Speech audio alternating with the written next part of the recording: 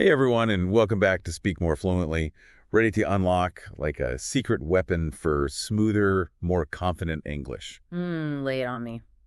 Okay, so this time we're going to do a deep dive into this idea of uh, fluent thinking, Right. and why like simply knowing words isn't enough. Yeah, I think this is something that a lot of people struggle with, Yeah. especially English learners. Yeah. You've probably experienced it, right? That mental scramble of translating every thought before you can even speak. Oh, yeah. It's exhausting. It is. It's It's exhausting. like, oh my gosh. Yeah, so today we're exploring how to like break free from that translation trap and start thinking directly in English. I love that. Yeah. That's such a good visual, that translation trap. Yeah. Because it really is like a trap, isn't it? It's like you get stuck in this cycle of translation and it's hard to break free. Right. But when you do, man, the rewards are huge. Huge. I mean, just imagine being able to like understand conversations effortlessly Oh, yeah. without that like constant mental chatter of translation going on in your head. It's a game changer. I think a lot of us get stuck in this habit of translating every thought before we speak, and it really holds us back. Ugh, tell me about it. It's like having a constant mental delay, Yeah. right? Like I remember this one time, gosh, I was trying to have a conversation with someone and I was so focused on translating everything perfectly in my head that like by the time I actually spoke, the moment had like completely passed. Oh, 100%. And not only does it make you sound hesitant, but it can also lead to some pretty awkward moments. Yeah. When you end up using the wrong words or expressions Totally. because you're rushing that translation. Yes. And don't even get me started on the anxiety. It's like you're always second guessing yourself, worried that you're going to say something wrong. It's a recipe for fluency frustration. But the funny thing is, you already know how to think without translating. Oh, that's true. You do it all the time in your native language. It's about tapping into that same natural flow in English. Okay, so how do we even begin to rewire our brains like that? It sounds like a pretty daunting task. It might seem that way, but trust me, it's totally achievable. And yeah, like I said, the rewards are huge. Imagine being able to just understand a conversation. I can see how that would make a huge difference, especially when you're trying to keep up with like a fast-paced conversation or something. Exactly. And it's not just about comprehension. When you think directly in English, you start to internalize the nuances of the language, Oh, interesting. Okay. like the rhythm, the intonation, Okay. the natural way that native speakers express themselves. So you're saying I could actually start to sound less like a textbook and more like a real person. Precisely. You'll find yourself using expressions and idioms naturally without having to think about them. Wow. Okay, I'm officially intrigued. But where do we even start? How do we actually train our brains to make this shift? Well, a lot of people think that immersing themselves in English is just about passively listening to music or watching movies. And while that's a good start, it's not enough. So it's not just about like having English on in the background. It's about actively engaging with it. Exactly. Think about it like this, right? You're at a party, you're listening to a group of native speakers chatting. Okay, yeah. You wouldn't just stand there silently, would you? No. I'd want to jump in. You try to pick up on the slang, the jokes, the way they use their words to paint a picture. Yeah, That's the kind of active immersion that rewires your thinking. I get it. So it's about tuning into the way that native speakers actually use the language, Right. not just like memorizing vocabulary lists or something. You got it. And reading is another powerful tool. Don't just skim through a book. Pay attention to how sentences are constructed, how different authors use language to create different effects. That's actually a really good point. I love reading, but I rarely think about it as a way to improve my speaking skills. Well, consider this.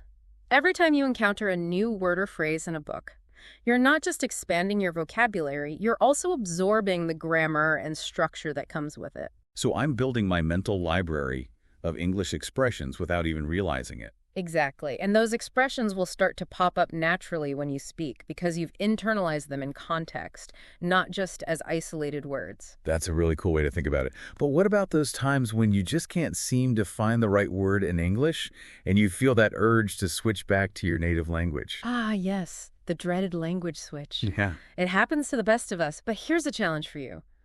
What if you dedicated just a few minutes each day to thinking exclusively in English? Wait, like even when I'm not actively speaking or studying? Exactly. It could be while you're making coffee, walking the dog, or even just zoning out on the bus. The key is to make it a habit. to train your brain to automatically switch to English mode. It's almost like creating a mini English immersion environment in your own mind. Exactly. You're essentially tricking your brain into thinking in English more and more each day. And the more you practice, the easier it becomes. I love that. It's a small change, but I can already see how it could have a big impact. And don't be afraid to push yourself outside your comfort zone.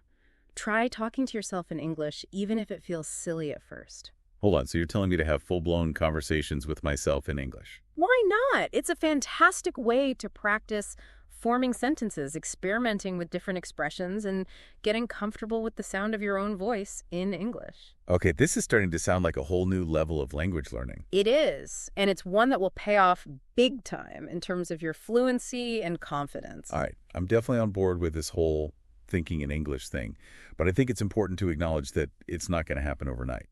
Of course not. It's a journey, a process of gradually rewiring your brain and building new habits. So what's the secret to staying motivated and making sure we actually stick with it? Well, one of the biggest hurdles for many people is the fear of making mistakes. Yeah, They get so caught up in trying to be perfect that they end up not speaking at all. well, I've definitely been there. It can be paralyzing. But here's the thing. Mistakes are not the enemy.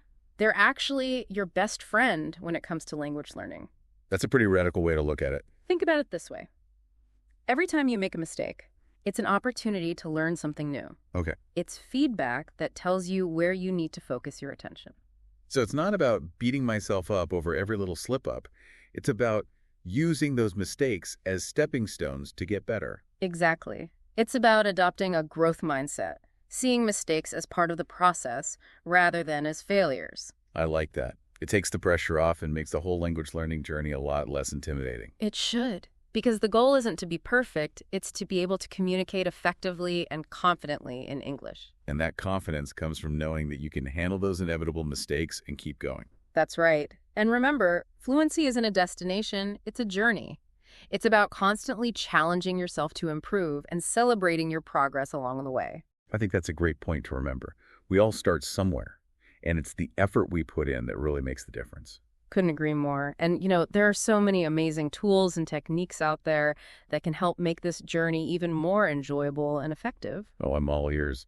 What are some of the things that have really helped you and your students develop more natural speech patterns? Well, one technique that I find incredibly powerful is mimicry. Mimicry, like actually imitating native speakers. Exactly. Find someone whose English you admire, maybe a favorite actor, podcast host, or even like a character in a TV show, and really listen to how they speak, Pay attention to their pronunciation, their rhythm, their intonation, even their pauses. So it's not just about copying their words, it's about like capturing the essence of their delivery. Precisely. It's like learning a song. At first, you might stumble through the notes, but with practice, it becomes second nature.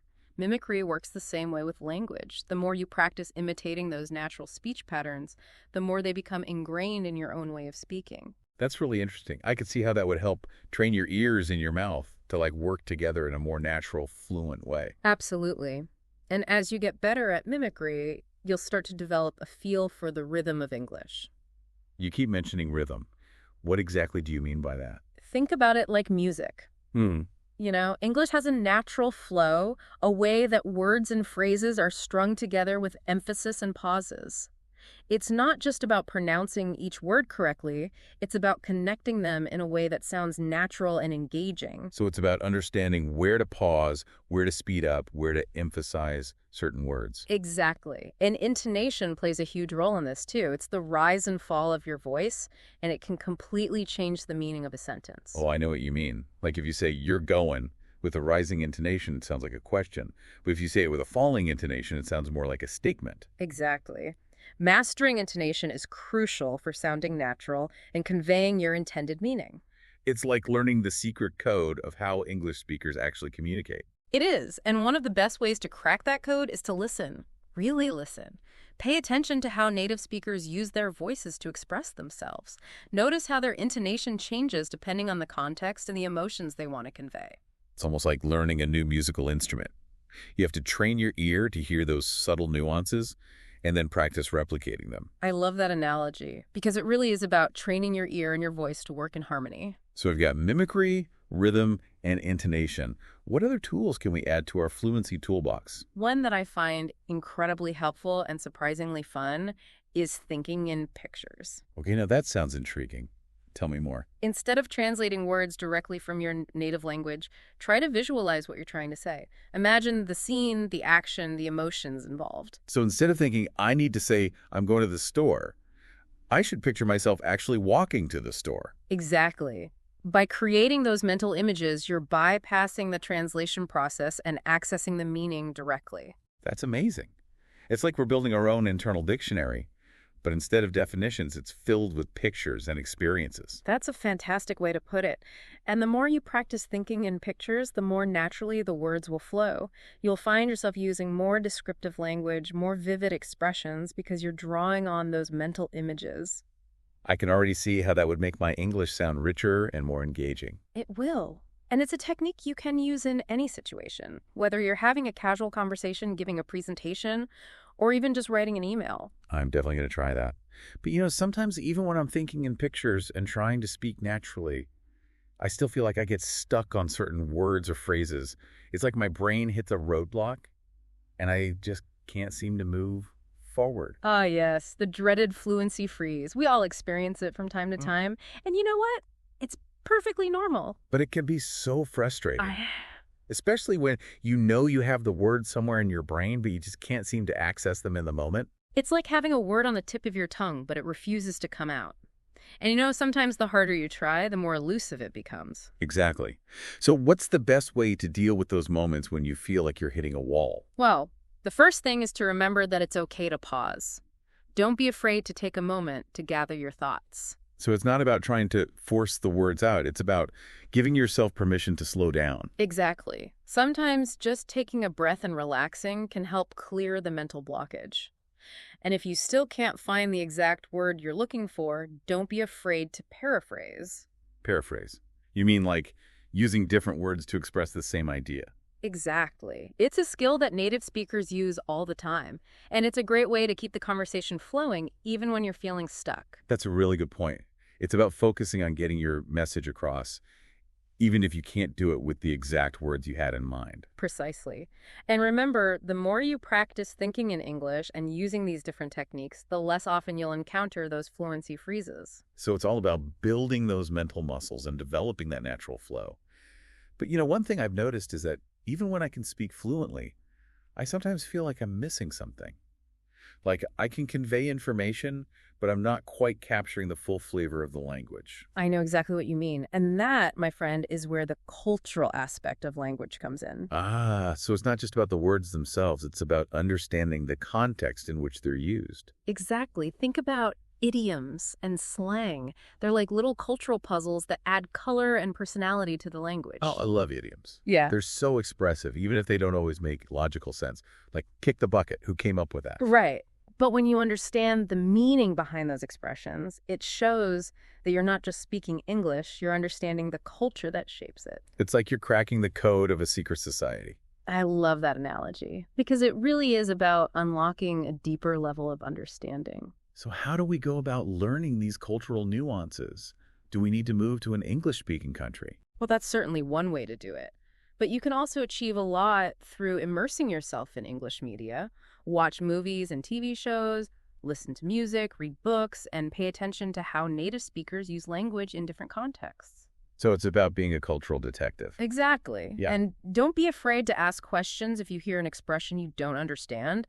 Most native speakers are happy to explain the meaning and origin of their favorite idioms and slang. That's a great tip.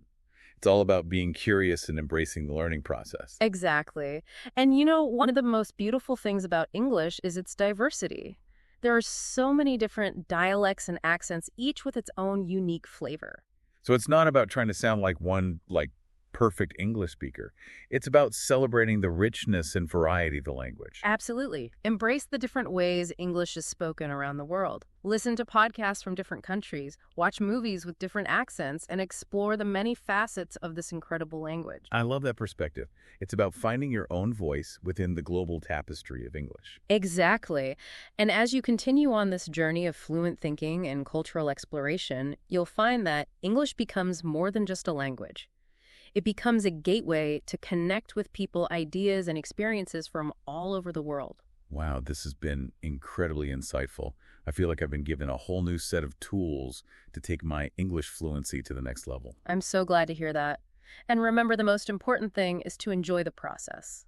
Learning a language should be an adventure, a journey of discovery and self-expression. That's such a great reminder. It's not about striving for perfection. It's about embracing the journey and celebrating the progress you make along the way. Absolutely.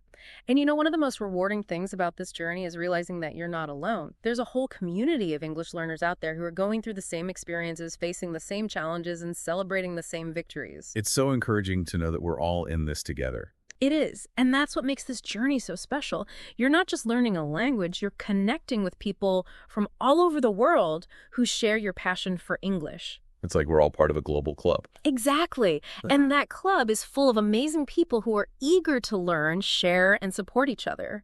So don't be afraid to reach out, connect with other learners, and find your tribe within this incredible community. Yeah, I love that image of a global club, So true. of English learners. It makes the whole journey a lot less intimidating.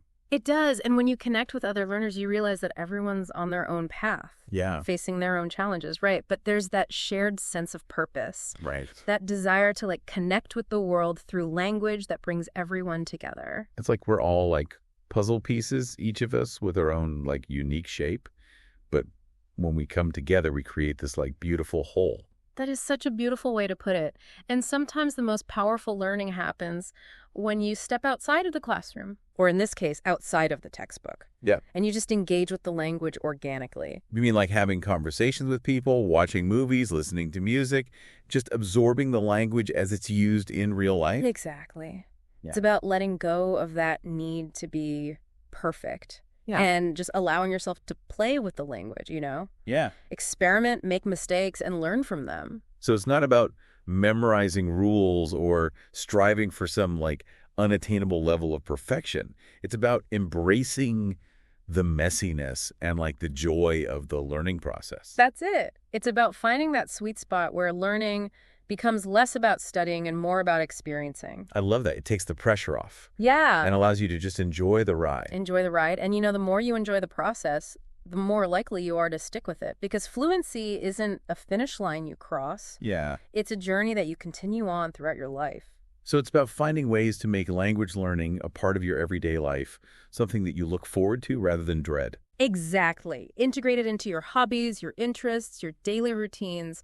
Find ways to make it fun and engaging. Well, I think we've covered a lot of ground today. We have. We've talked about the translation trap, the power of thinking in English, the importance of mimicry and rhythm, the beauty of thinking in pictures, the cultural nuances of language. Yes. And the joy of embracing the learning journey. And we've touched on the incredible support and inspiration that comes from connecting with a global community of English learners. I'm walking away from this conversation feeling so inspired and equipped to take my English fluency to the next level. That's awesome. And remember, every step you take, no matter how small, brings you closer to your goal. So to all our listeners out there, keep practicing, keep experimenting, keep challenging yourselves, and most importantly, keep enjoying the journey. And remember, we're here to support you every step of the way. Until next time, keep speaking more fluently.